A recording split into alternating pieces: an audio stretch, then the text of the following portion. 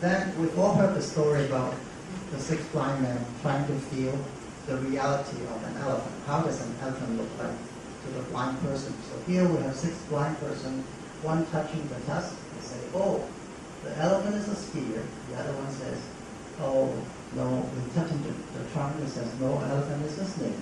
And then the third one said, no, it's a tree. The fourth one said, feels like a wall. The one holding the tail says, no, it's a rope. And then, no, it's a fan. So the reality of the elephant as described by this six blind men looks like that. Right? So, just to, this is of fable, very old story, but illustrate very, very clearly that our perception of reality is entirely dependent on our sensory faculties. Right? Okay. So, here, let's have a little summary at this point. So, reality is perceived by our six senses. If there's any effect in our senses, then reality is distorted or incomplete or limited, or at least a different reality is perceived. Obvious example, blind, deaf, defect. Subtle examples, 10% of them are colorblind, so they look at things a little bit differently. And then of course age, sickness, accidents, all this will affect the function or the health of our six sensory faculty. Maybe born with that defect, handicap, whether it's physical or mental handicap. And the last and possibly the most important point is a failure to perceive due to lack of context. Okay? Context meaning a lot of that has to do with culture. Okay? So in some culture, in some religion, they may fail to perceive why is wine, alcohol, a forbidden substance, an intoxicating substance, is part of a holy ceremony in a different religion, for example.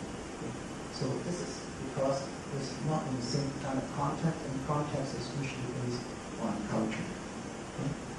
So, for example, another good example is take any piece of artwork or music or poetry in one language, translate it into a different language. The context is usually, a lot of the context is lost in the translation. So a beautiful artwork will be worthless in a different culture because of that context. So again, this is how reality gets distorted.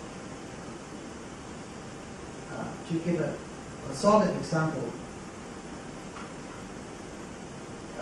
say a Chinese poem that says, the moonlight in front of my bed, I suspect it was a frost on the ground. But when you translate like that, you're like, gee, this guy's nuts. Can't even tell the moonlight from frost on the ground. And then I raise my head and look at a bright moon, and I lower my head and I miss my homeland. Now, the guy must be completely nuts. One has nothing to do with the other. It must be retarded. So the beauty of that poem is completely distorted if we try to translate it in a different context. And you can see this over and over again.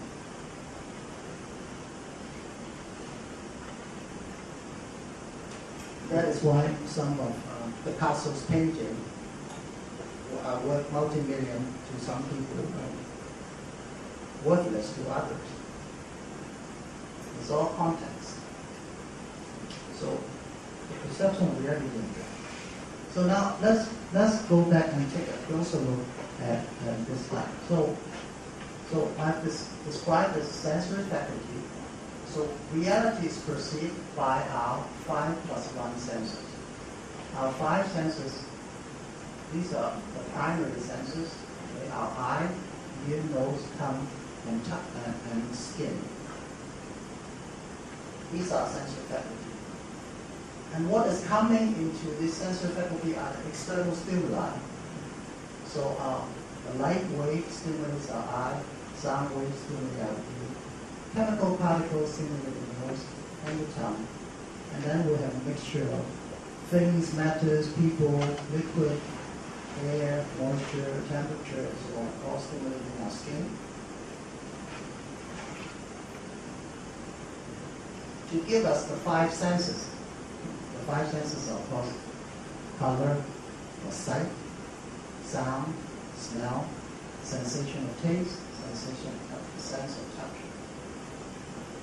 Now the sixth one, the reason I say 5 plus 1 is the sixth one a lot more complicated. First of all the first 5 senses have to work with the sixth sense to make sense itself.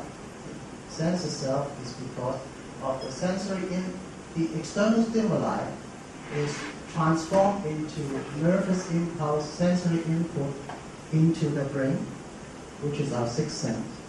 And then different parts of the brain then process that incoming data, and then finally produce the senses.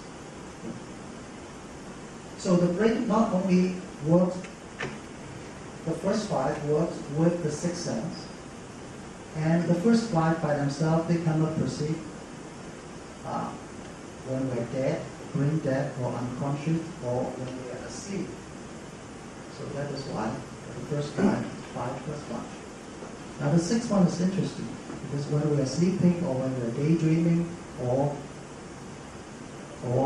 like some of us in the audience is not listening to me, they are sleeping. So even though I'm making a sound wave into the ear, but the person blocks it out and is sleeping.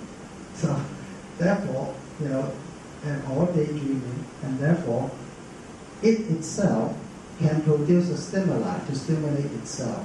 And that is called thought process. So our sixth sense, the brain, is a little bit unique in that way. And that is why we distinguish the first 5 from the 6. That is the distinction. A very important distinction when it actually comes to practicing our perception of reality or some other mental or spiritual process is the knowledge of this. So first, let's talk more about our eye. So our eye, we see the spectrum of rainbow light. So the spectrum of rainbow light actually represents a fairly narrow wavelength on the overall scheme of things of wavelength.